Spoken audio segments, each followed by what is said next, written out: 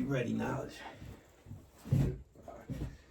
Alright, so We Need Answers podcast. We in here again, episode 107. Doing the Real Wise series again. It's part 15 of the Real Wise series. For those who don't know, Real Wise series is when we talk about the real Baltimore from the real people that lived it from every era. Today we got my man Clark Bay in here. Got a book coming out, Humble Hustlaz. Want to tell his life story about growing up in the city, about what he went through, all his experiences throughout his life, and coming back in society. As I always say, these stories always just to depict the city. You know, we always get frowned upon or talked about all for negative stuff. It is negative stuff in the city. It's negative stuff in every city, but it's what we do with that negative stuff. We turn negative to a positive. So we paint a picture. Everything ain't always what you see on the TV shows. You know, now we got the TV shows, we got Wire, and then we got I forgot the name of the other show on HBO. The Corner. The City, something City. I forgot, but I know what we talking about. They talking about the cops that did all that. Oh yeah. We own the city. We on the city, yeah. We on the city, the Wire, the Corner, all of that. That was all based off true stories. But when you get on here and you hear these stories, it's the real deal from the people that lived it. So, you can start from the top. You can introduce yourself. I'm Clark Bay. All my friends call me Clark. Born and raised West Baltimore. Okay. Well, I'm gonna say that. Take that back. Raised in West Baltimore. Okay. Cause I moved to Baltimore when I was young. Okay. I think I was a pass through. You know how your mother be pregnant. Yeah. And you stop over in the city and you have a baby. Yeah. That's what happened to me. I think that's what happened. And y'all end up staying? Yeah. No, I ended up staying in Baltimore. I was from Baltimore, but by her coming through from North Carolina to Baltimore. Okay. She went in labor in D.C. Okay. And then you came here. Okay. But you know, so it's all good. Everybody started in Carolina some kind of way, some part of the family. Start from down south and move up top. But so what part of West Baltimore? I started out on Emerson and Bryce. Okay. Then we moved to Poplar Grove. Okay. Then I went from Poplar Grove to Curtin and Emerson. Okay. From Curtin and Emerson to now Lexington Terrace. Okay. Gotcha. Okay. All right. Well, tell us about paint the picture for what era, what years around the years you was born. Well, I was born in 1967. Okay.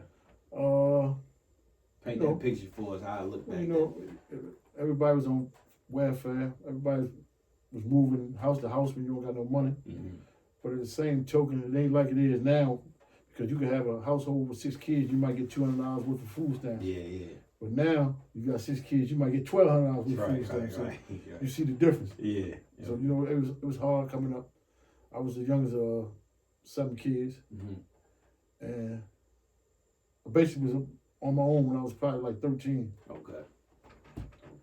So you know, I paid all the Pop Warner leagues and all that, football coming up, everything. But you know, if you do that, and you started selling Pop Warners, and people, you know, hustlers gravitate to younger guys that have heart and play sports and stuff like that. Yeah.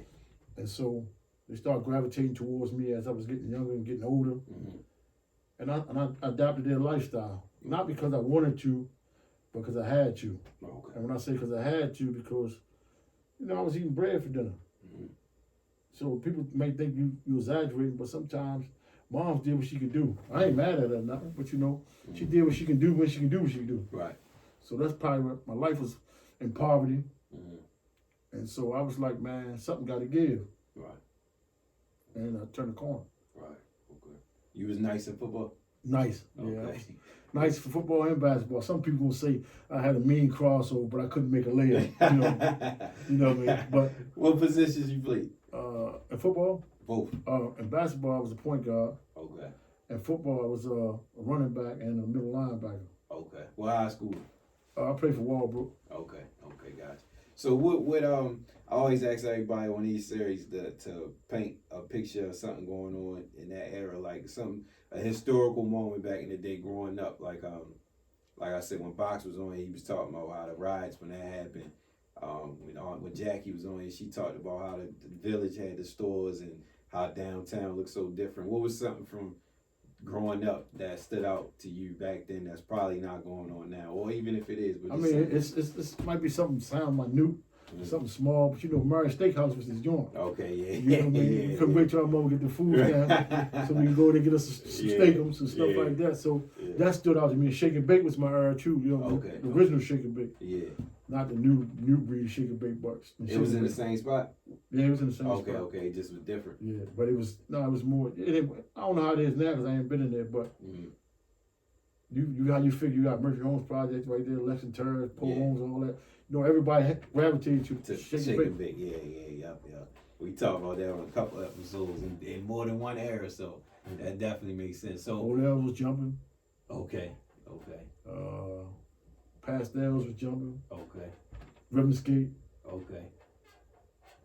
These is all the hangout spots. And down in the harbor, we used to go down there and rob people for no reason. Right. I heard about that a lot too. A lot of people back in the day was just pickpocketing and all that. We was doing strong arm robberies. Like we might go down the harbor like 100 deep, and we might, see something. And I mean, we young kids, we don't know no better. We just jumping people, just doing stuff. Yeah.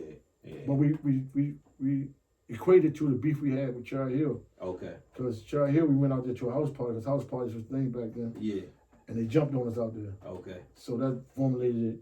Okay. Every time we catch somebody on Cherry Hill bus stop or going to Cherry Hill, beating them up. Yeah, okay. Cherry Hill was beefing with everybody. Yeah. I had to know somebody else on here that talked about he from East Baltimore and he went to Southern and he said East Baltimore was beefing with Cherry Hill and South Baltimore a lot too down around this time. He was I think he was in high school in the 90s. So yeah, he was Cherry Hill definitely is. I don't think too much changed with Cherry Hill though, but it's just everything more calm now. I would assume probably because you don't hear a lot about that. You hear more about the gunplay. trigger play now. Yeah. I mean, we do a lot of fighting. We didn't do a lot of shooting. Right. Like the killing is outrageous. Though, Super. Because now what happens is the kid's not taught to lose. Right. So if they get in a fist fight and they lose, get the gun. They can't take it. Right. Ego. Right. So especially if you got a camera out there. Right. Because you'll fight the day of tomorrow, and we'd be best friends again tomorrow. Right. Well, if you beat me up, or you beat him up. Yeah. Tomorrow we gonna say you coming out and play football, still back to the same thing. Right. They ain't doing that now. Nah, they ain't trying none of that. That's ego out the roof now. They can't take it out. No, definitely for sure. So when you talked about around the age of 13 and all, that's when you got in the streets for real? Well, no, actually, I moved to Huffman Holbrook in East Baltimore when I was like 14, 15. And my mother was staying with her boyfriend in West Baltimore, but I was living in East Baltimore. We all supposed to live in East Baltimore originally. But once she started staying with her boyfriend, she started staying with him more, leaving me over there by myself. Okay. And my sisters and them was older, so they was gone. So basically, I was in the house by myself. And electricity went off. So really, I'm over there in the dark with no electricity, no nothing, no hot water, nothing. So I'm really fending for myself. Right. And by me playing basketball every day, I go out on the basketball court and I seen a guy playing basketball. He was a big time drug dealer. So we was playing basketball, and by me being nice, they allowed me to play with him. After it was over, they feed us. It was, you know what I mean? So that was the thing for me. So I look forward to that every day. Okay. But then that inspired me to want to be the one that could do the same thing. Right, because he pulling out big hundreds, big knots, you know what I mean? I'm starving. You see what I'm saying? Yeah, for sure. And then that just sparked the light in your head. Right. Was you ever working anything, or it was strictly you went straight to that? Nah, I've never had a job in my life, really, actually. Okay. All right. So until I came home for my first bit, then I had a job. Okay. What was sports ever your goal? Yeah, sports was my main object, but it's kind of easy for a person to make his decisions which way you want to go athletic wise. If you got both parents at home and you don't have to struggle and you don't have to go to school, holes in your clothes and stuff like that. But when you on your own, sports is cool, but I need something done right now. Right now. So I had a right now attitude. Right. Okay. Even if I thought I couldn't make it. Yeah. Okay. Gotcha. So I would say, so tell me about once you got in, how did your life change from what you was going through before you started doing your thing to when you did? Like, was it like a big eye opener, or was it like I'm still, I feel what's going on, but I'm working my way up type of thing? Well, I started off selling what we call reefer. Okay. We wasn't no loud, no crying, no diesel, no birthday cake and all that. We was selling reefer. You know what I mean? Right. So we were, because you know reefer don't have all them chemicals they got on it now. Yeah. So it was like, you couldn't get addicted to weed. Right. Okay. So I started out selling weed and I was selling like nickel bags. We selling nickel bags and cornmeal bags for $5. Yeah. And I was getting $1 off every bag. Okay. But I thought I was jamming. You know what I mean? So, you know, that opened my eyes to a lot of different things because, you know, when money comes, girls come. Yeah. So, you know, you got money, food, and you start buying yourself a little couple sweatsuits. Yeah. You start feeling yourself. Right. You know what I mean? So that opened my eyes to, damn, this might could be something. Mm-hmm. But then I got locked up for it. So I was like, wow. Right. How old was you when you got locked up? I was 15 when I got locked up. For my first time I got locked up, I was 15. They took me out juvie for possession of temporary distributed marijuana. Okay. And how was that experience? Oh man, the first night in there, man, I'm like, so, you know, white boys was average. They was like bigger than us, you know, like, cause they big cocky white boys. Yeah. You know, they got beards and everything. They know, look older. yeah, At a young age. and then they big. So when I go out there, I'm like, wow, man, you just want these guys 15 and 14. This is your first time being my around first white time, kids? yeah. Right, around white kids, Right. period? Okay. So I'm like, wow. Other than, you know, we might play them in football or something. Okay, but school-wise and none Yeah, of that? nah, I you never ain't- hung on. okay. All right, yeah. And I'm like, so you know me, I don't smoke or nothing. So they give you a break, and you get a cigarette break. The people bring you cigarettes, and you get a cigarette break. But if you don't got none, they give you one every now and then. Okay. So one day I got locked up there Thursday. So Friday they come around with the cigarettes, but they see I don't smoke. So they come to me Friday night. Yo, get the cigarette. Give me a cigarette. Okay. So I'm like, I don't know no, but I ain't really tripping. Yeah. I don't smoke, Right. so I get the cigarette and give it to him. Right. So this Saturday come, the other dude called and say, man, let me get the cigarette today or whatever. So I'm like, cool, I ain't tripping. So when the white boy came back, I said, yo, what happened now Oh. to the cigarette? Okay. So I'm like, what you mean? Right. He said, yo, you supposed to give me the cigarettes every time you get them. Yeah. All right. So I'm like, huh? All right. So I said, you don't give me the cigarette tomorrow, then I'm gonna F you up. Yeah. You can cuss. Oh, okay. I'm gonna fuck you up. Where was the white boys from though? I don't know, but this was a big white boy. He had a beard and everything. Okay. So I'm like, damn. So I'm a little guy. I mean, I'm like, wow. So the next day come, I'm plotting already because I'm saying, Yeah. I ain't giving him this cigarette. Right. Because if you give it to him, then you fool that. Then he ain't gonna fuck me up. I'm gonna get him before he get me. Yeah. So I'm looking at the clock. I know the cigarettes get passed out like 7:30, 7:45 at night. So it's like 5:30, 6 o'clock. They call it dinner, child. So they got them big steel plates for trays. Yeah. So I said, fuck it, I'm going for broke right here. Crack. Yeah, I cracked open the tray. You know what I mean? Wow, I'm in the kitchen, we rubbing in the kitchen. Right. I know only two things that happen. Yeah. You might get a few blows on me and they're going to break it up. Yeah. You feel me? God, get yours though. So they locked me up, put me in the shoes. But after that, it was smooth sailing. Okay. So I got back out the shoe. Then they released me to my parents. How long was you out there? Probably about a week or two. Oh, okay. Because I was gonna ask, this was your first time getting Yeah. arrested, so they just straight shit you out there. Man, I ain't never had no luck, man. Every time I catch a charge, I go to prison. Damn. I ain't never been on probation. I never had a suspended sentence. I never got a break at all. Every time I catch a charge, it's from there to prison. Every single time. Every single time. So we gonna get into that because I know that's a major part of the book. But knowing that, did that ever change your thing? Like I ain't going. You just was fucking. At the time, I'm just thinking it might be just me. Okay. You see what I'm saying? Like you doing something wrong. Right, but I'm not familiar with the system. But I know every time I get locked up, I go to jail. Everybody else got probation. Right. You get violate probation. You reinstate the probation. I'm like, man. Right. So it kind of throw me off, but I roll with the punches. So knowing what you know now, why was you getting at the time like you was like going the one always going straight in? It just was the way it happened. I can't really say that. I just like I look at a lot of stuff like suspect because the way I be treated.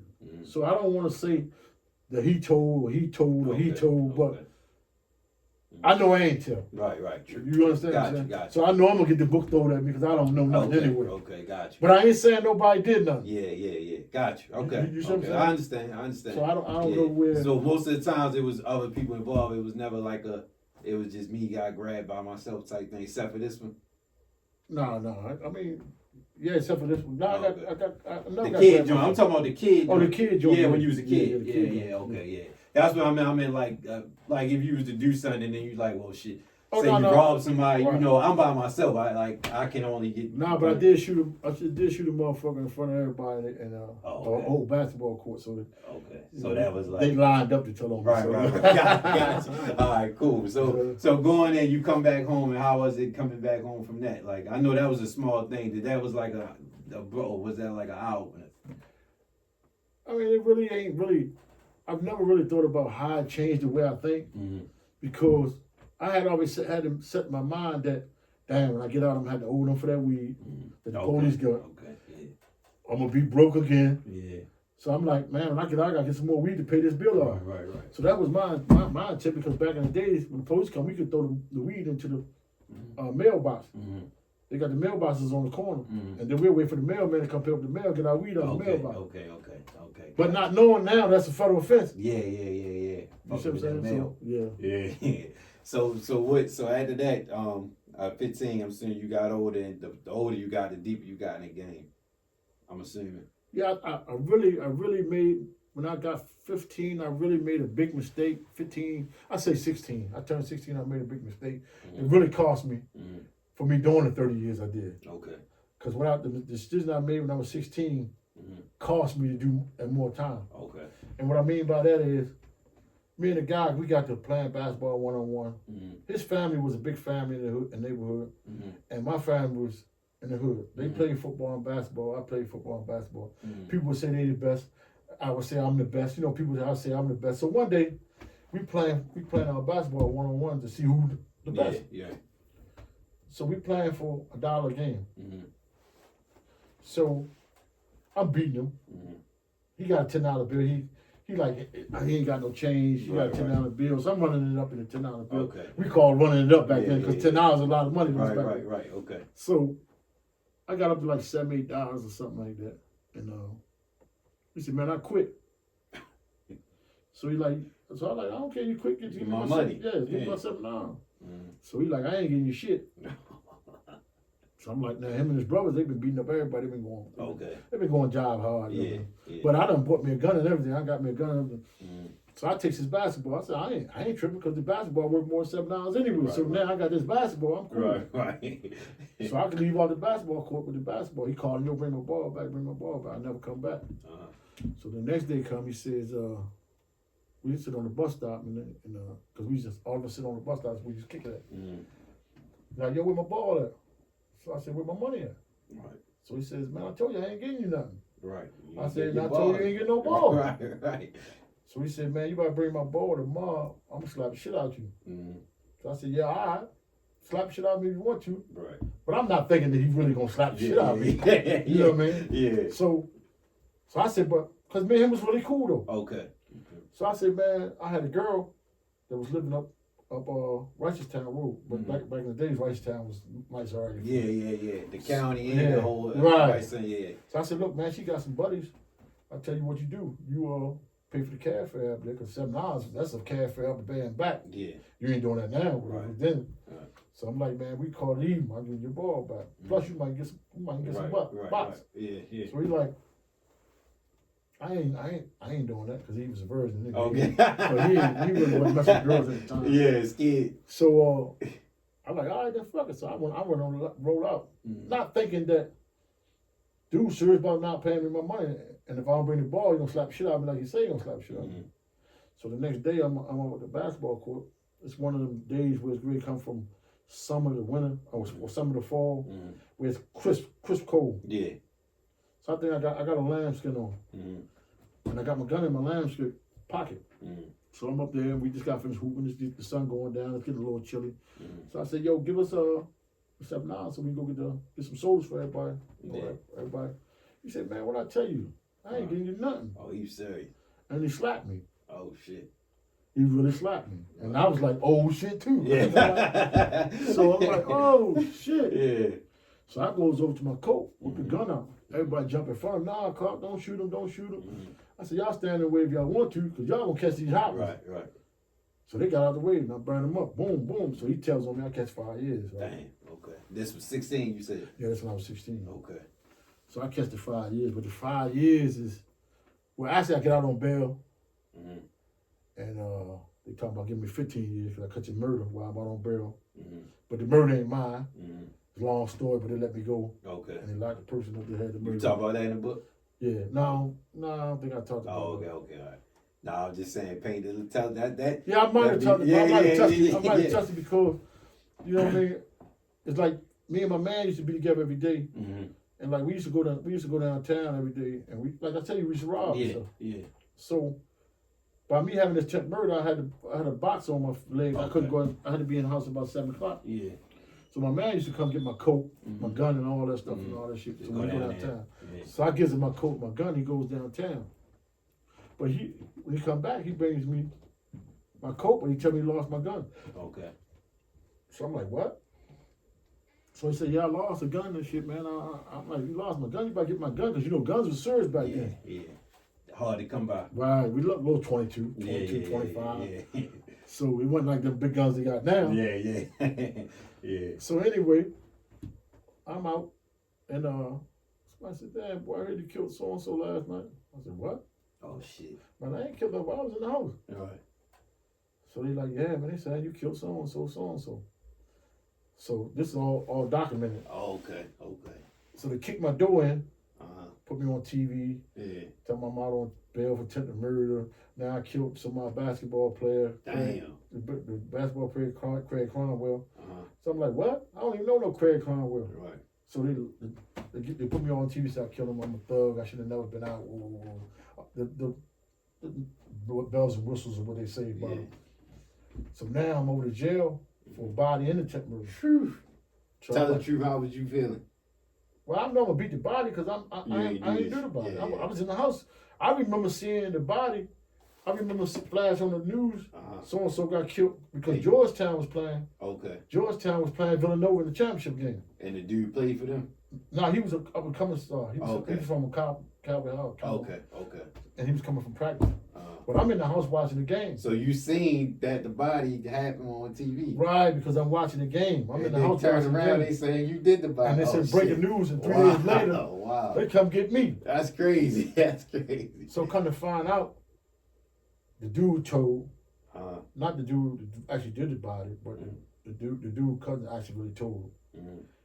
He thinking that they told him he wasn't even there, but they described to him what the dude had on. But when they described what the dude had on, told him which way to run, he automatically give me the charge because everything that happened in the neighborhood, I'm gonna get the charge. Okay. He had your coat on? Right. So he's trying to get the reward money. Right. You see what I'm saying? Damn. So when they kicked my door in, I got a gun in there. Yeah. So when they go looking for the gun, it's a small caliber gun, so they trying to figure out if it match, but it don't match. Okay. That's how you beat it. Right. That's how I beat it. But what happens is, he think he get the reward for me because he gonna tell on me because I ain't no kin to him. Yeah. So now when they pull him back up, man, either you did the shooting, or you know who did the shooting. Yeah. Okay. You see what I'm saying? Yeah. Now he got to spill the beans. Right. You trying to get a reward on me? I don't know nothing about it, but now you done jam your own people up. Right. His own cousin. Right. You see what I'm saying? Yeah. So they grab him. He gets life in 20. Dude get life in 20 for it. Damn. They let me go. He's still locked up. No, he got out now on the juvenile shit. Okay. Oh, juvenile life. Yeah, I be talking to him sometimes. Okay, Good dude though. Okay. Yeah, so that now I'm fighting attempted murder. Okay. But they still don't want to give me no deal on attempted murder because they're thinking that I really had something to do with the murder. They want to put it on you. Right, they want because they feel like, you know, you had something to do with it. So you probably did that too. Right. Okay. So now they're telling me take 15 years. So now they're telling the motherfucker 16 years old takes 15 years. Man, I'm not taking no 15 years. I'm going on the run. I ain't no 16. I ain't taking no. So now I seen in the paper the other day, they offered the squeezy kid 60 years. Yeah. How can you tell a kid 60 years old to take 60 years old? He only 15. Right. That's I seen that number. I said, God damn, that's crazy. It don't And the make lawyer sense. said, I read that the lawyer said, that's I gotta call you back during the podcast. That the lawyer said something like that was a ridiculous offer, some shit like that. Yeah. I'm glad they stood on their ground about that. Yeah, because that's ridiculous to tell a 15-year-old to take 60 years. Oh, that's wild. That's some TV shit. And the man came at you with a bat. Right. Yeah. That's some TV shit right but there. But not to get off the situation. Right, But, okay. so anyway, we went with Howard Cardin. My sister went with Howard Cardin for me. Mm-hmm. And he said the best he can do for me, give me 5 years. Mm-hmm. So I jumped on the 5 years. Okay. Now the 5 years to me was like having life because I've never been away from home from prison no longer than 2 weeks. Okay. Home and to go to prison for 5 years, that's like life. Right. So I'm 16 years old. I'm going in the joint. They put me on PC because I'm underage. You don't supposed to be in population until you get 18. Mm-hmm. I was 17 by the time I got the time. Then they put you right in population at 18? Yeah, you got 18. Okay. Now, another thing, 18, they supposed to send you to MCTC, Maryland Training Correctional Center, put you on the hopper tier, and let you do a map and come home. Me, they sent me in the old jail. Why? Because it was it's hard as jail. Okay. Ain't no juvenile. Okay. Tier, none of that. You just in with the life. The life. Niggas, the grown men. Yeah. So you know what I mean. It's even fuck fighter walls closed. Yeah. You know what I mean. So that's how it was with me. So I'm gonna fight till I die. Right. So, but it was a good learning experience for me. So it really taught. It was really my school. Okay. It taught me how to gamble. It taught me my principles. And then it told me that the principle I was standing up for really wasn't no principles. Okay. And what I mean by the principles, by me shooting him for that dumbass $7 that I could have told him keep that $7 and get the fuck out of here. $7 ain't worth no. How long you get? 5 years. I got 5 years. You see what I'm saying? And not only the 5 years I got for it, when I come back on the Fed time, I get career for it and get 30 years. So they hit me twice for the same shit. You said they give you what for it? They hit me again for the drug charge and cleared me and gave me 30 years for the drugs and 5 years. But that had something to do because you caught that ass. Right. Okay, that's why you said right. That, okay, got you. So I wound up with 40 years all together, fucking with that the one $7 situation. Damn. When I could have walked away from it. Right. And then they fucked me because it was a juvenile offense. So they was supposed to send me to juvenile court. But they didn't do that. Like they got short down in juvenile court. Yeah. That's how they were supposed to do me. They didn't do that. See if they could try me as juvenile. Okay. That's why I told you nothing never go my way. Yeah. Okay. You see what I'm saying? Here go Marvel. He's sniping everything, killing everything. They tried him in juvenile court, waved him up to adult court. That's how my shit was supposed to go. Right. But they just straight sent you straight to adult. Yeah, that's crazy. Yeah. That's crazy. So it was just crazy. So you said you learned what you learned in there, and then you come home 5 years later. Yeah, because I was in there cutting up, so I wound up like the first night I was in there. Somebody stole all my shit, like my sneakers, my BVD underwears and shit. Cause that was the shit back then. So when I went to the kitchen the next day, chow hall they called it, I seen a dude from around my way. I'm like, yo, somebody stole all my shit. He bust out laughing. So I'm like, what's funny? He's like, man, shit, I'm gonna give you a knife. You gotta go down there and get your own shit. Right. So I ain't never stabbed nobody. I ain't never done none of that shit.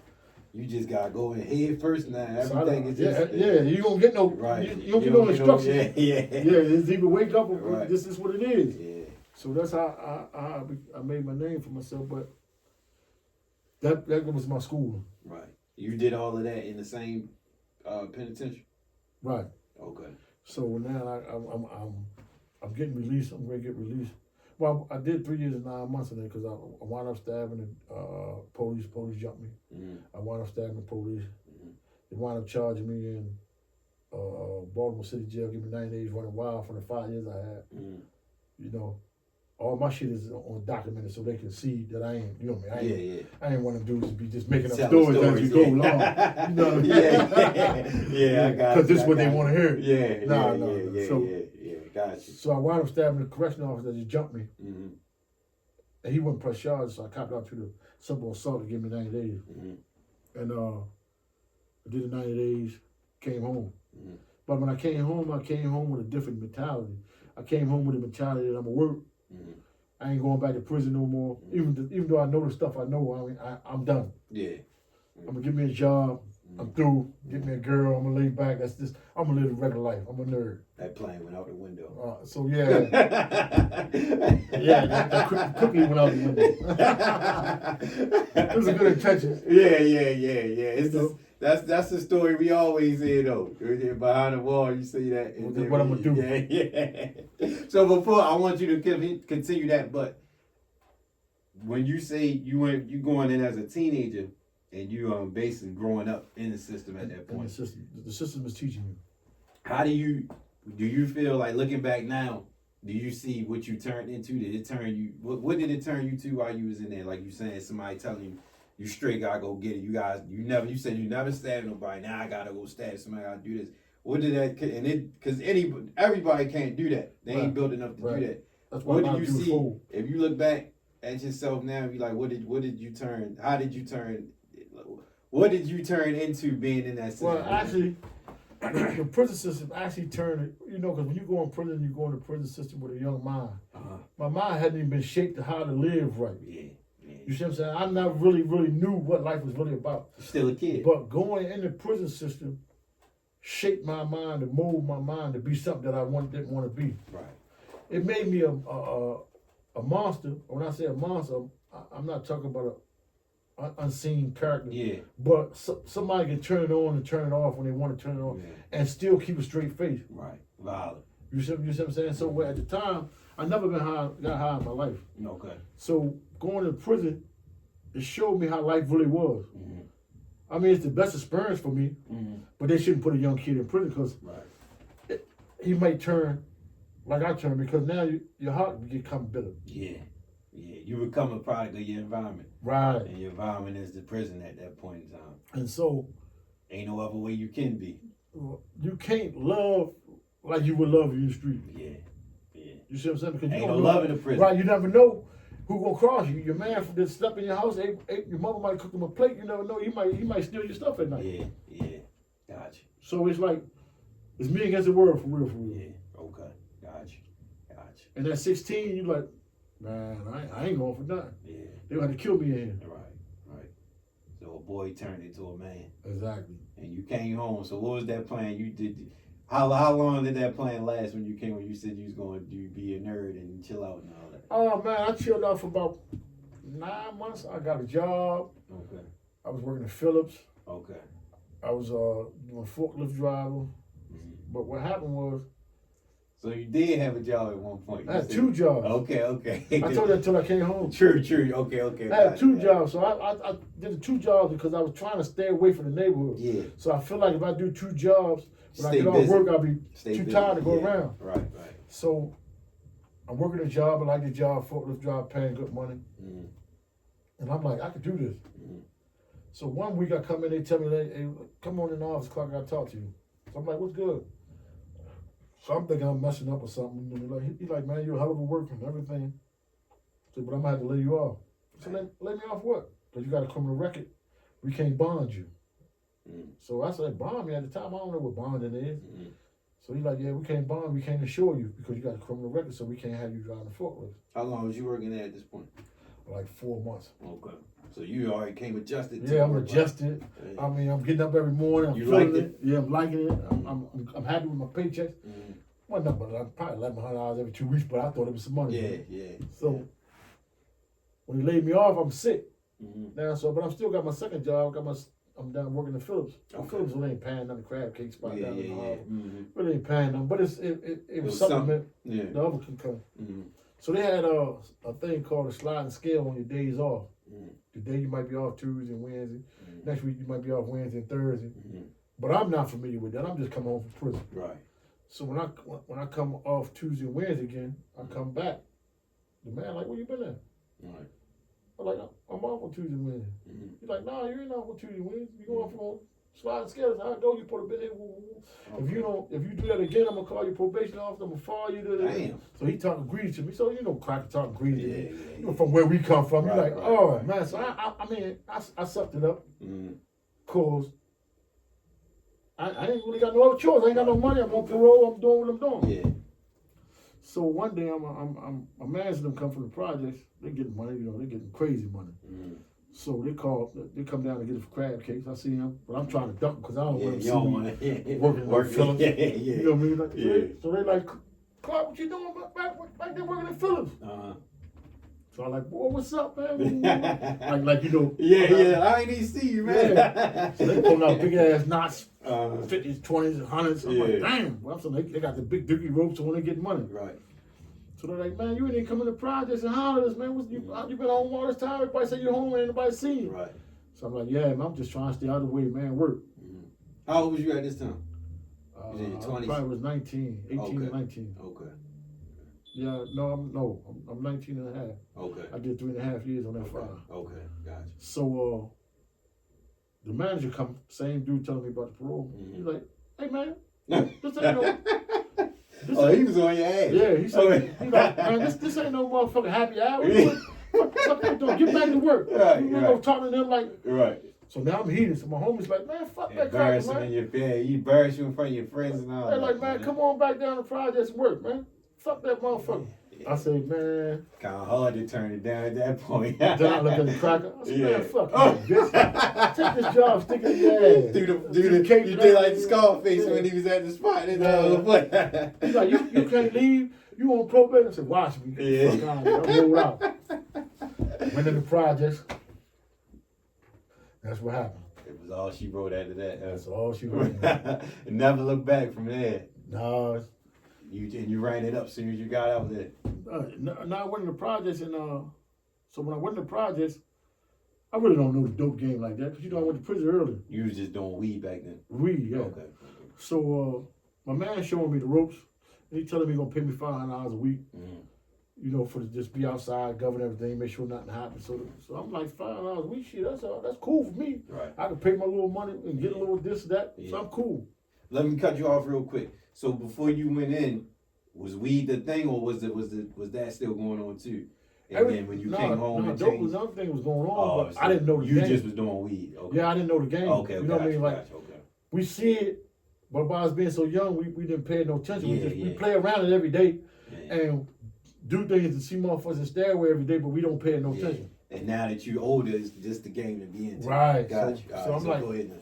so he like, man, he showing me with the ropes and shit, but as he showing me the rope, I know I'm getting pimped $500 a week. Yeah. I'm getting pimped. Paying your dues though. But guess what? Yeah. I'm learning the game. Yeah, you paying your dues, yeah. You see what I'm saying? But a lot of dudes don't. They can't stomach that. They gotta, yeah. So they want to be the man off top. Yeah, you want to come out and you want to be the man. Right. But I'm learning the game as I go. So one day he called me and he said, man, you know what, man? We said, what? He said, your sister was the plug to everybody. Oh, shit. So I said, my sister was the plug to everybody. He's like, yeah, but at the time, my sister getting high. Okay. He said she fell off, but she was the one that had all the connections. Mm-hmm. So I don't never heard it because I'm in prison when all this going on. Okay. You know, but she used to send me money and clothes package once a year, you know, like that. Yeah. So he like, yo, holler and see what's up with him. Mm-hmm. So I'm like, okay, that's what's up. So about 2 days, 3 days go past. I think we sold like 4 bags of dope. We didn't sell 30s and 60s. Mm-hmm. We sold like four 60s. Mm-hmm. You know, $240 worth of shit. So we like, damn, but this shit must be trash. Yeah. You know what I mean? So he like, yeah, man, we the Connect got some cold dollars. We ain't making no money. Okay. So he said, holler at your sister, man. See what we can do. Yeah. So I said, okay, cool. So I go holler at my sister. I says, you know, they telling me that the project that you was one that was putting everybody on, and when you stop putting everybody on, shit fell off. Shit crazy. She like, yeah, I gave somebody something and they ran off and they didn't pay me because I'm a girl. And I sent my brother, which is my brother, to go hound it. But my brothers, they ain't really built like me. Okay. You know what I mean? So they ain't gonna hound nothing. Yeah. You know what I mean? Okay. They gonna go act like they hound something. They ain't gonna hound nothing. But okay. at the same token, I'm in the joint already. So I'm like, yeah. So I'm like, who owe you the money? So she tell me who owed the money and shit. So I'm like, wow. So, but the guy, he ain't around in the city no more, so I can't do nothing about that. So I said, well, look, tell the guy, look, call the guy, tell him we're gonna pay the $50,000 that you owe him. Cause you know $50,000 a lot of money back then. Yeah. Pay the 50. It is now. Yeah. Pay You said $50 or 50,000? 50,000. Yeah, shit, that's a lot now. Yeah, we're gonna pay the 50,000 that you owe on the back jump. Yeah. But give us something to work our way back out. Okay. You see what I'm saying? Yeah. So she said, he'll go for that. Mm-hmm. He'll go for that. So I brings the proposal to my man. I said, look, yo, because me and him grew up. He went from sandbox and played Pee Wee football league. Well, he the man. He the man. So I said, so look, yo, this is what we can do. So he's like, yeah, we can do that. He says, but she says, I said, but she want a BMW out the deal. She want a BMW out the deal, 325 IE, whatever color she want, or 5, so she want one of those. Right. So I said, but that ain't enough for the type of money we're gonna get. We ain't really worried about it. Right. So she like, cool. He like, cool. So I take it back to my sister. Okay, deal solidified. We're gonna do this. We're gonna put the 50 up. Yeah. He gonna get you the car and get you 25,000 for putting us in. So I said, we're gonna put him in with the dude. She's like, nah, you can't put him to the dude. Yeah. Because if you put him to the dude, he don't need you no more. Right, you do it. So I'm like, nah, he wouldn't do that to me. That's my man. Nah. She like, look. Trust me. I'm telling you, it's a different ball game. Yeah. When you hook somebody up with the connect. Right. So I'm like, nah, but I'm green. I don't know. I'm like, he ain't gonna do that. So she's like, look, just take my word for it. So I'm like, nah, I ain't gonna take your word for it. You wouldn't do it. So she's like, all right, I'm gonna tell. Well, I said, but if it happened, then he know that me and him would be beefing for life. So she's like, I'm telling you, I'm all right. I'm telling you what's gonna happen. So she's telling me beforehand what's gonna happen. Yeah. But me, sometimes we don't see the logic. We look at friendship over everything. And some people look at money over everything. Right. So I wouldn't have did that to him. But he did it. But he definitely would do it to me. Okay. You so he did it. Yeah. So I put some with the people. We get the people. We get together. I talk to the man myself to connect myself. I tell him, look, this is my man, and this is what we doing. This is what we trying to do. This is what we trying to do. Boom. So I spill the beans to play. We gonna play. So the dude like, okay, I can work with that. Based on your sister, I can work with that. Y'all gonna pay me my 50. I'm gonna take the 50, buy something. Y'all gonna start paying me back. We like, yeah. He's like, all right, we can do that. So I said, when can we start it though? So he says, when can y'all give me the 50? So I asked my man, because he know he been out hustling. Yeah, so he got to pay. So he said, yeah, I can do it now. I can do it tomorrow. He says, let me holler at him though. Without you. Right, without me. But me, being me, not really thinking. Right. My dumb ass get out the car. Damn. You know me? I get out the car, go back to the car, and my sister say, what the fuck is you doing? Right. I said, no, he said you want to holler at him. Yeah. She said, what the fuck you leaving in there with him? Right. So she said, you ain't gonna learn. So I like, so I ain't really paying no attention. So now when he in the car, he tell the connect, don't tell me none of his business. Okay. That's his 50,000. He gonna give him the 50,000. He gonna send somebody to New York to get the shit, so we ain't gotta wait for it to come back down the same day. Okay. All this unbeknown to me. Yeah. You see what I'm saying? Yeah. So now when I say, damn. So I ain't really tripping. So we get out of the cars and everybody's something with their way. Everybody shake hands. Okay, everything good. The dude will come back next week with the blow. That's all. That's what I'm thinking. Yeah. The dude say he'll be back next Tuesday when I get out of the car. Right. I don't know. No, he don't send nobody up here to get it fast. Yeah. So he already did his thing before you even got a piece of it. So we in the projects. Yeah. So he calls me because I'm like the lieutenant. He calls me like, yo, gather everybody up. We coming out tomorrow. So I said, we coming out tomorrow? Like, yeah.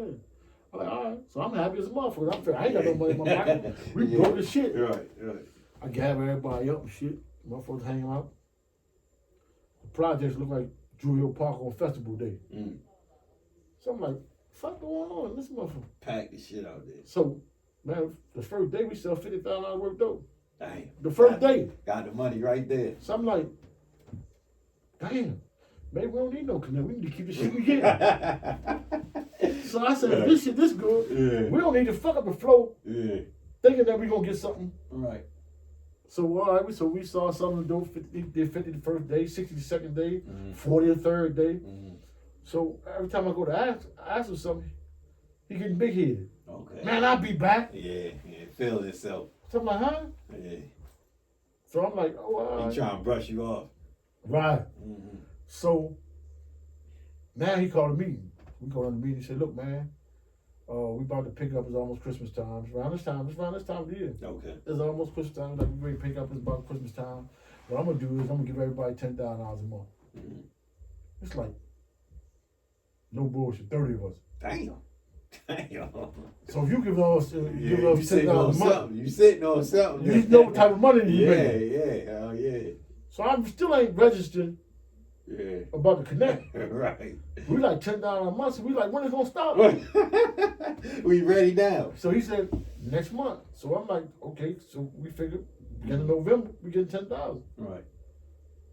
Or is it beginning of December, we get 10,000. Mm-hmm. So I already got my plans. I'm gonna get me a car. I'm gonna do X, Y, Z. I'm gonna do this. Because you know, back in the days when you young, you get 10,000, you think you're rich. Yeah. You see what I'm saying? Yeah. So November come, late November come. My sister, she passed away. She was cutting up some blow. We had got some blows, cutting the blow, and she got the asthma. Whatever. She passed away off the blow. That's how strong the blow was back then. Something like something similar to the fent, but it ain't fent. It's all raw. When the blow was taking 40s and 50s. Yeah. None of that shit. None of that bullshit now. But I go to him. I tell him, yo, I ain't got no money, man. I'm trying to bury my sister right, man. He's like, yo, I got you. Don't worry about it. So I'm like, cool. My funeral home gonna give you for 5 days to turn in the money for the funeral. Every day he's spending me for the money. And he knows what's going on. Yeah, he spent me for the money every day. So we robbed the spot. Me and my cousin, we goes up there and we robbed the spot. Okay. Me and my cousin we robbed the spot. You know, we take all the money out of the house, so we get like 50,000 out of the house. Right. So when we coming down the steps with the money, he coming up the steps. Oh shit. So I'm like, yo, what's up, yo? He's like, man, I'm holler at you, because he think I'm asking about the funeral money. Yeah. He don't know the spot was robbed. Right. So I'm like, all right. So when he go up, I'm gonna keep on down. Yeah.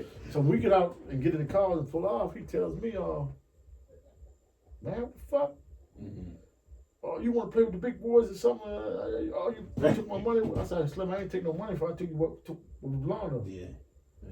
And so he, so we got to beefing. So we like, all right, that's what's up. So we met up shaking bait. We squashed the joint. So he like, look, I brought you in the projects. I said, yeah, you brought me back in the projects, broke. And you let me out of the project, broke. Yeah. So I said, now what we gonna do is, you take one bill and I take one bill. And he like, huh? You can't compete with me because he getting all the blow. I don't know that. Right. So the Africa called me and told me, said, man, you seen my man? Yeah. I said, no, I ain't seen him. He said, oh, because I got this stuff for him. He pulled up. That was your time I'm to like, shine. huh? Yeah. So he said, yeah. He said, I've been having this stuff for him. And I said, I thought it was supposed to be next week. He said, no, I been gave him that. Man. He came back for some more. Damn. So now, one of them. Truth came up. It hit me. Oh, that's where this motherfucker got all this motherfucker. Yeah. So I said, man, y'all crossed me. Because I'm telling the dude and him he crossed me. Like, nah, I ain't crossed you. He ain't know. Or he said, nah, he told me that it was his money that he didn't know. But Okay. I said, man, y'all crossed me. I said, but what y'all can do, what I want you to do is, give me a half a key. Yeah. Hold his up.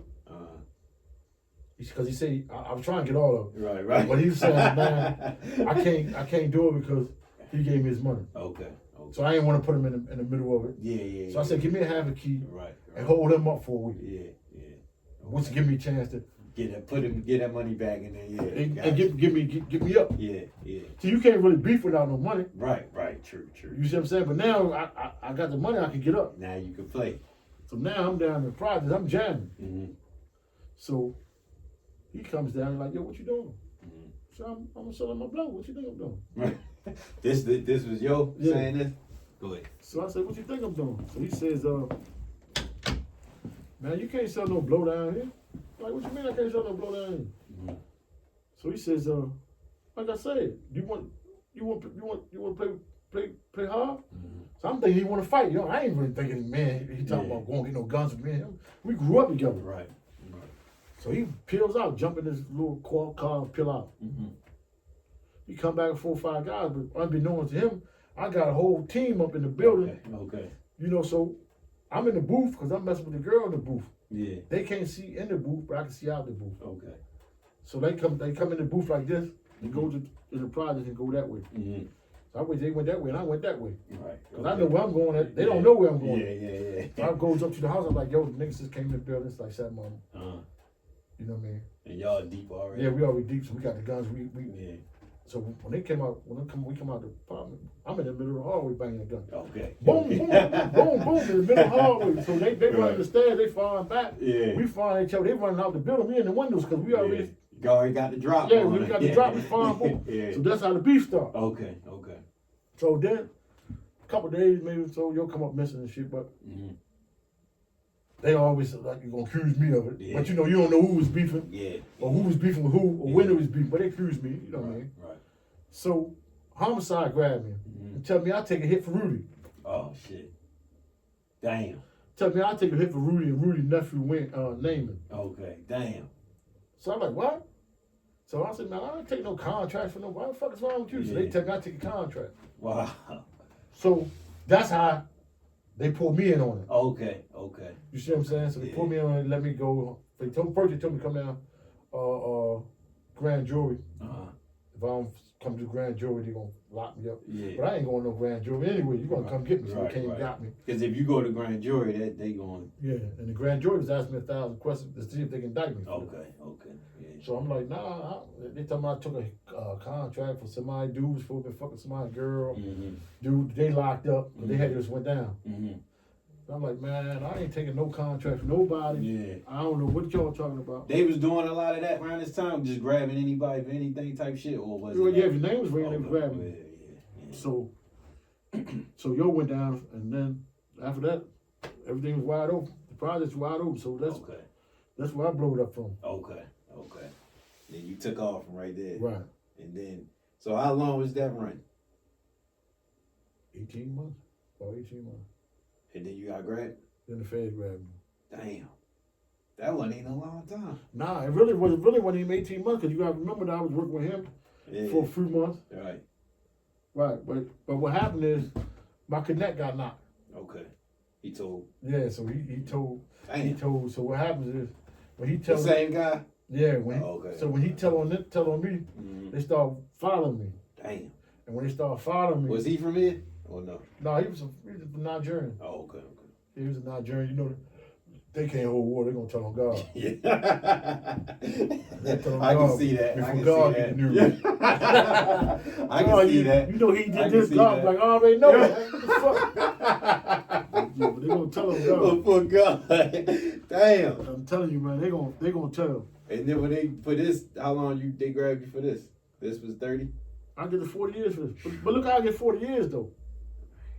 So when they grab me, I'm thinking that this from the shit from the projects. But it ain't. But it ain't from no project shit. This from him getting knocked. Him saying he bring the work over here. He bringing the work to me.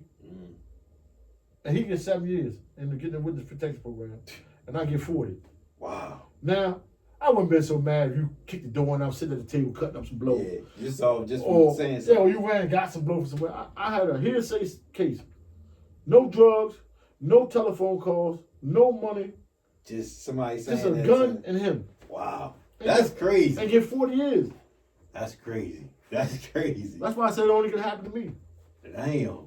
So what is so for a situation like this, is it the lawyer? You cause you could have got a better lawyer, or it's just how the cause was dope?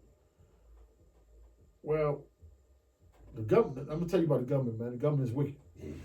So what happens is, the first time they indicted me with less than terrorists. We beat it. Me, my cousin, all of us, we beat it. They come back the very next week, indict me again with Murphy Holmes. And you was around, you was hanging both butts? Nah. Oh, okay. Because you know Al, Manny, and all of them had Murphy Holmes locked down. Okay. We had less than terrorists locked down. Okay. So what happens is, we still had one of the same connects before. Okay. But I don't know that. Right. And they don't know that. Okay. So it was somebody he knew. Yeah. So when he told on him, dude started telling. So what happens is they threw me, now that we Blessed Terrorists beat the indictment, they throw me on Murphy Holmes indictment. Now Al, Manny, and all them become my co-defendants. Damn. You just got caught up in the mix of all this. So I'm like, man, this shit is crazy. Yeah, I stayed home 1 week after beating the feds. The feds played dirty. Yeah. Then, on the way to trial, they found out my lawyer was money laundering for me. So they told him, now that's a conflict of interest. Yeah. Now when the lawyer and the client got conflict of interest, he don't supposed to represent you. Right. But I don't know this because I don't know the law at the time. Okay. How old was you at this time? Probably like 22. Okay. So it's a conflict of interest, Right. meaning that he can't represent me because he could possibly charge himself for money laundering. Yeah. Because what he did is he went and got me an apartment out Randallstown and told me to pay the money for a whole year, knowing it was drug money. Right. Okay. Damn. Right? So when the feds went down and said, I got you. Yeah. Got you for money laundering. Uh-huh. Or put you in the indictment club. You either give us him or you had to go down with him. And he gave him you. Right, because this is so ironic. I remember the play so vividly in my mind. He comes over the courtside. He said, "Look, Clark, man, I can't represent you. It's a conflict of interest. The apartment I got you, told the people to give you. They saying it's money laundering, so I ain't gonna be able to represent you. You're gonna have to get another lawyer." Right. Yeah. So I said, "How did you find out that you got me the apartment? Because I ain't telling nobody." So he says, "Well, when they ran the apartment, they went to the rental office and asked, how did y'all give him an apartment when he didn't have a job? He was only 19 years old, no job. And y'all got him an apartment paying for a whole year, it's paid for a whole year." And he said the lawyer. He said, "Yeah, Cotton called us and told us to give it to him." Damn. So now, I'm sick because I just gave Cotton $40,000 to represent me. So, like, I'm over courtside sick. So this motherfucker come back probably a week later. I got some good news. No, they had a conflict of interest hearing in the courthouse. Now, whenever they have a conflict of interest hearing in the courthouse, you automatically supposed to be there. You can't waive it. You can't say you ain't coming. You got to be there. They had it without me. Oh shit. So then he came the next day afterwards. So I said, he said, "Man, we had the hearing yesterday." I said, "I thought I was supposed to go down there. Y'all was taking me down there." He said, "Yeah, I don't know why they ain't come get you." He said, "But fuck it. Anyway, nothing I want to do is beat this bitch." Because we had a lady prosecutor, black bitch from Texas. They flew in to try me. Nothing I want to do, I want to beat this bitch. This bitch, she's trying to make me look bad. I'm going to beat her. I said, "I thought you said you couldn't represent me." He said, "Nah, I'm going to represent you. They said I can represent you, and I'm going to beat him." Damn. So I'm like, "Oh, all right, cool." So he represent me. We get in trial. The agent says they had 2 keys of dope in the closet before I got there. And he's saying that when I got there, he witnessed me get the 2 keys out of the closet. That's what he's saying. This is how I get indicted. Okay. He said he witnessed me get the 2 keys out of the closet, put the 2 keys in my dick, and leave. The witness said this? No, a special agent, because they had an undercover agent in there. Okay. So now, by him having, he's a special agent, undercover agent, his credibility is good because he's saying he's seen me get this dope, so they're going to indict me. Come to trial, he says he never seen me get the dope. He says the dope was in the closet. All he knows is the dope was in the closet before I came there. And he never seen the dope no more, so I must have took it with me. So I said, "Man, tell them they stopped me going down I-29, search the car, search me in the ass." He says, "All right, I'm gonna bring him up. Right. He never tell him. Every time I tell him something, So he never he's said playing nothing. for them. Right. So I'm like, "Man, this is the only way I got indicted. You gotta tell the grand jury this how I got the jury. This how I got He should have indicted." never been representing you. He was his plan. His way of getting out of this was representing you and throwing you under the bus. Right. That's wild, man. That's crazy, man. Damn. And then I asked the motherfucker. I says, "Man, look, I need you to represent me on appeal. Oh, I don't do criminal law no more." Wow. I said, "You bitch ass motherfucker! If you got me 40 years, you tell me you don't do no law." So how did he get off? He just threw me under the bus. So he ain't had nothing. Nothing. So if you would have had another lawyer, you think it would have played out different? I would have beat it. Oh damn. My man had William Papore, a public defender. On the same On the case? same, me and him was on the same case. He got 18 months. Wow. In 40 years. 40 fucking years. You spent more of your life in prison than out. Yeah, I did 30 years straight, day for day. Damn. Wow. Damn. 30 years. So looking back, right, after all this you saying, I ask everybody that come on here the same thing, that they got these same type of stories. your run, it putting everything in account, everything that transpired. And I know it's a part of you, a part of your environment. You doing everything that's a part of you coming up. Like it wasn't no other ways. But if you could have changed anything, would have like honestly? Could you? I had niggas on head. My man was on head. Got shot up. He paralyzed. He in the chair. He actually locked up now. I asked him. He said no. He said no. See, what my thing is this, right? And I always tell people this: circumstances create your conditions. True, 100%. So you can't say what you would have did, what you could have did, or what you was hungry because of your circumstances. Yeah, you was hungry. So when you're in a bad circumstances, you're gonna do what you gotta do to survive, right? As a human being, right? Because you, as being a man, I can't see me going around begging no another man. I agree. I can't see me leeching off another woman to have somewhere to lay my head. I agree. You see what I'm saying? Mm-hmm. I gotta be the breadwinner. Mm-hmm. I gotta be able to support my family. True. If I hold the crook. I'm with you. Now, if you just said, could I change some of my ways? Mm-hmm. Change some of my thinking? Mm-hmm. Yeah, I could have done that. Because now, if I would have took, houses was like $3,000 or $4,000 back then. Yeah. $10,000. Everybody wish they would have $20,000. If I just bought 10 houses, right now I would have been a multi-millionaire. So, but what I did learn out of all the scenario and going to prison and all that, I did learn how to educate myself to know about real estate. I didn't working with the youth because I got a program where they start called EOE. Okay. Education over everything. Okay. And trying to work with the youth. And I did work on the real estate, how to flip houses. Okay. And remodel houses because really that's the real dope game. Yeah, for sure, definitely. You see what I'm saying? Definitely. You can if you can exert yourself and apply yourself like you did in the dope game to the housing game, legitimately. To be honest, any business, because that's a multi-million business, the street game. And if you take those ethics in the business mind, you put in that minus the violence, and the crooked shit, and you put in the business, you definitely gonna be.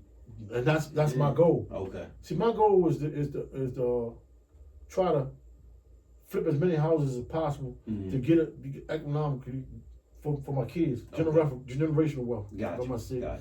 And so if something do happen to me, they don't have to go through the same thing I had to go through. Yeah, they'd be good. And not only I wrote this book because I really wanted to have a spinoff. Okay. Because everywhere I went, everybody like, is the why real? Yeah. Is the why true? Yeah. Is the why? But see, this is a spinoff from the why. Okay. You see, because when Bodie and all them left, Warren and them left, this is when I came in. Okay. You see what I'm saying? It was a void to be filled. Yeah. I filled the void. Gotcha. You see what I'm saying? That's why I wanted to make the movies because there's still a lot of stories to be told. Yeah, for sure. You see what I'm saying? So that's a legendary area right there. Right. All those don't know that Lexington Terrace area, that whole shit, legendary. A lot of legends come from out that area. So, and speaking about the book,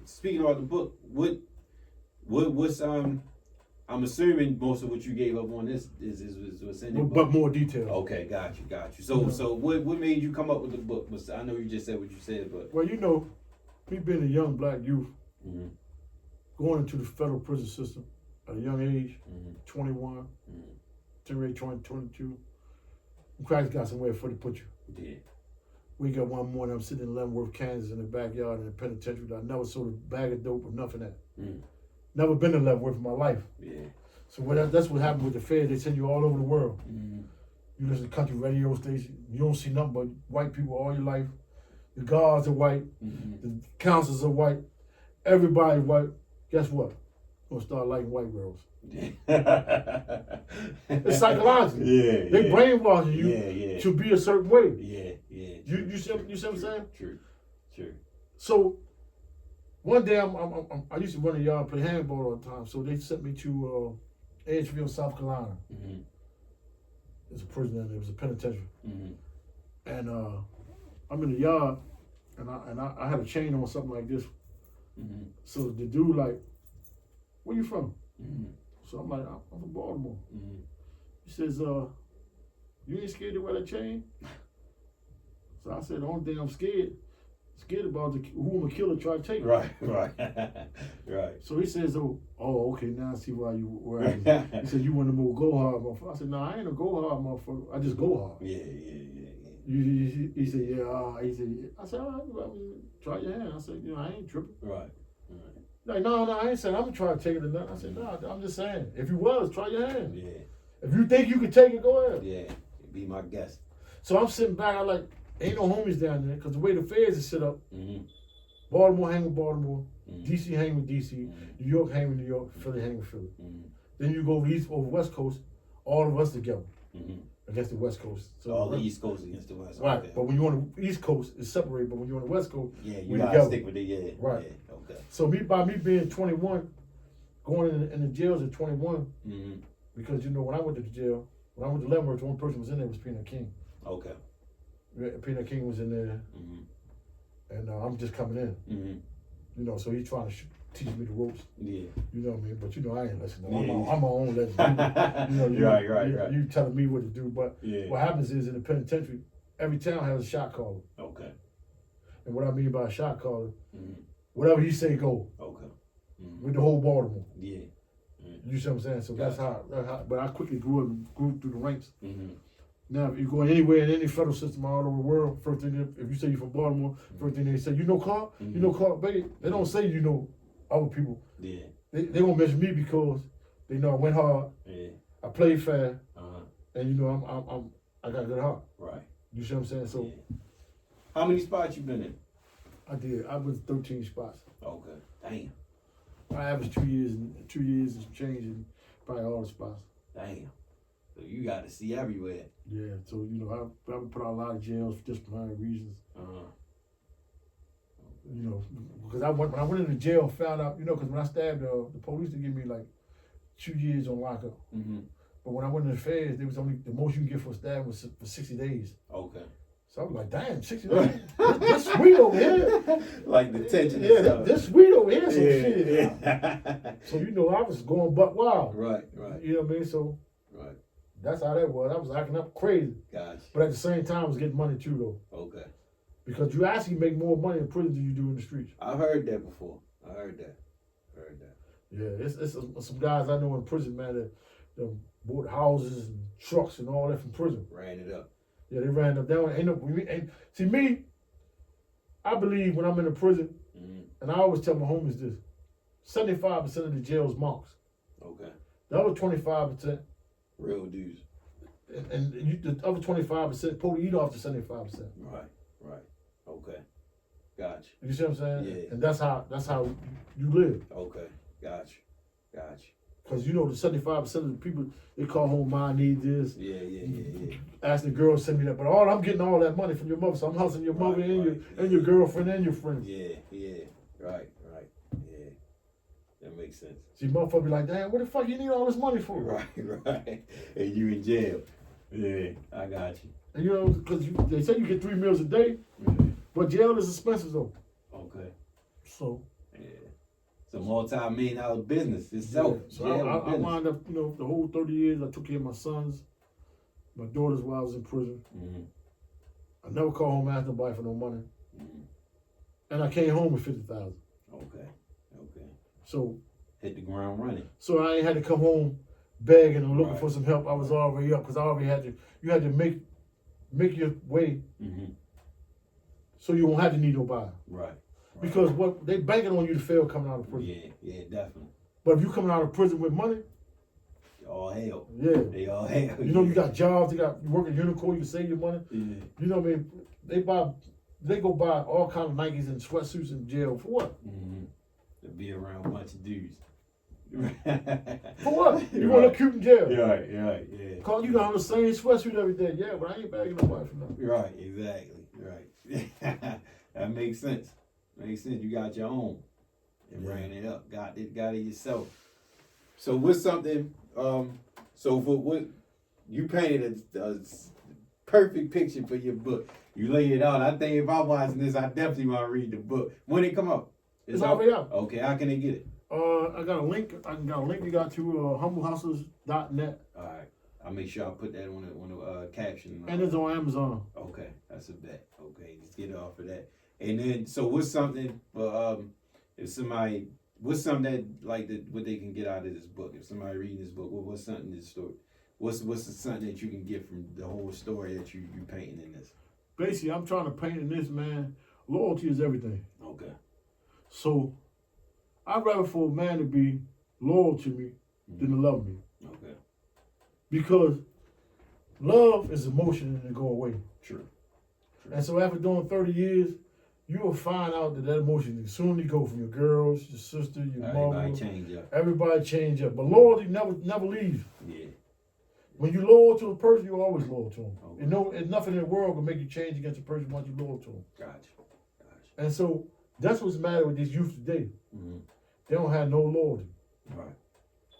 True. They don't. Because they hating from the sideline always for nothing. Yeah. Yeah. And they gonna jump on whoever hot. Exactly. Getting it at the time. So let me show you an example.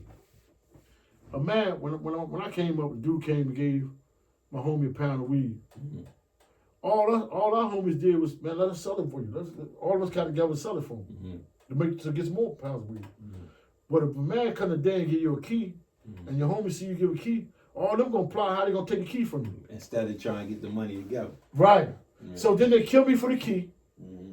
Nobody got no money. And you can't get no more. Everybody go to prison. Man. The dude did, your homie did, you killed your homie, he did. You go to prison, no money, ain't nobody sending you nothing. You're in there for a life sentence. Right. Now you sad and miserable. Right. They do that all the time. All the time. It don't make no sense. They don't. When you gonna open your eyes up and say, man, unity and loyalty gonna make it happen. Yeah. We work better together. We're gonna get the same amount of money, we're gonna get the same, everything we get the same together. Right. That's a fact. You ain't gotta be the man on every play. Play your part. Exactly. Everybody got a part. And then once y'all do y'all part, everybody get theirs and then put it together and turn it into more. Exactly. See, that's what they try to do is keep us separated, killing us. What do you think? Where are the guns coming from? Yeah. Half of the people that got these guns ain't even been out of Baltimore City. Exactly. So that means the guns came to Baltimore City. Yeah. They put it in here for us. At the nearest gas station. Oh, yeah. They know how to get them to us. They was down Lexington Market selling guns at the potato chip stand. Back in the day. Yeah. You see what I'm saying? They're giving us the gun because they want us to kill each other. Exactly. And they know that's what we gonna do. They taking everything up, everything is getting up high, and they know where to get the money to pay for it. Right. A belt, $700 for a belt. Yeah. The niggas gonna buy it. But the job only $15 an hour. Right. So what we gonna do to get the belt? Then you gonna take my money to get you a belt. Exactly. They gonna make a way. It don't make sense. They don't. Not at all. So I definitely appreciate you coming on here. Everybody that's watching this, tune in and check out the book. Grab this book because Humble Hustlaz. Humble Hustlaz. You see my man painted a perfect picture, vivid picture. It wasn't even too much more I needed to say to this one. You had it all. I let you do rat and roll the ball, man, because that was you painted a serious picture. So tap in and check the book out. I'm gonna put the link in the caption on Instagram and on YouTube and check it out. Tap in, and we might gotta do a part 2. Yeah, I want to thank you for having me also, man, because it's a blessing to come in and tell your story, man, because a lot of times kids glorify drug dealers. Yeah. But it ain't no pot of gold at the end of the rainbow. Right. So when you thinking that it's gonna be sweet, it ain't gonna be sweet. Right. That's one thing that's consistent. I think with everybody that knows somebody that live that life, like there's nobody that's gonna tell you be a street nigga, be a hustler. All of them tell you this ain't the route to go.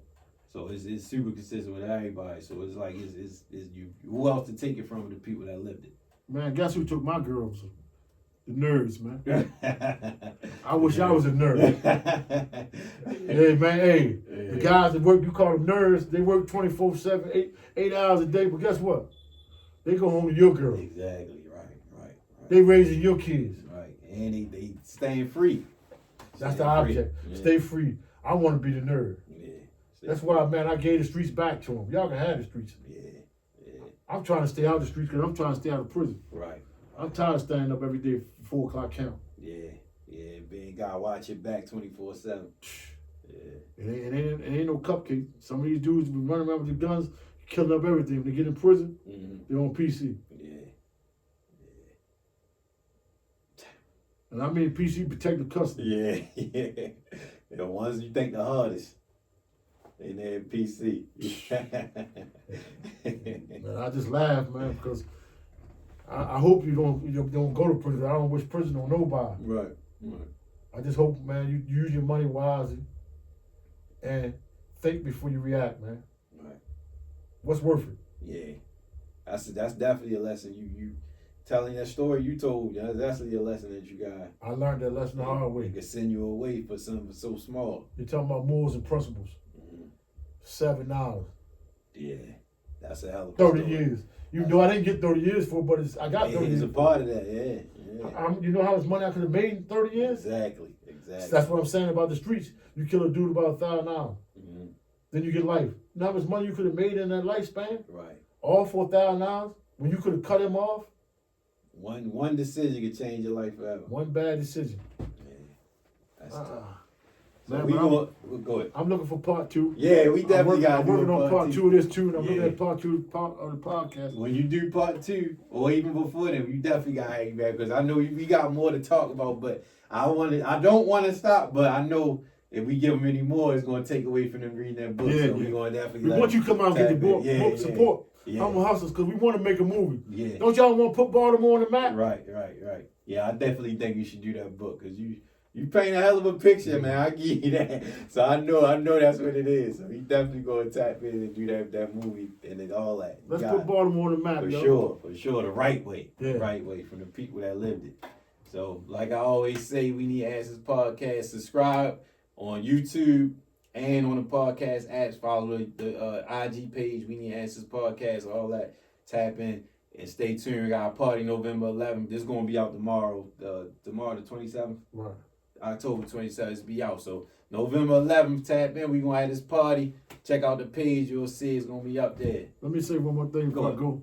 Mm-hmm. Also, I'm sponsoring party November 12th. Okay. And Euphoria, whatever it is. Euphoria? Yeah. Okay. Project Pat coming out. Okay. My nephew was performing Blue 2. Okay. And come out and support, y'all. Hey, hell yeah. I'm going to definitely I'll put that up too. That's definitely Project Pat. You know, the party on the 11th is all down south music. So that go right, that's hand in hand. So yeah. 2 days you come out and have fun back to back. Right. So we gonna have that whole weekend tied up. We having a day party, 4 to 8. Okay, that's a bet. If y'all got a flyer, I'll put that up too. But like I said, We Need Answers. Tap in. We out. That was good, man. Thanks, man.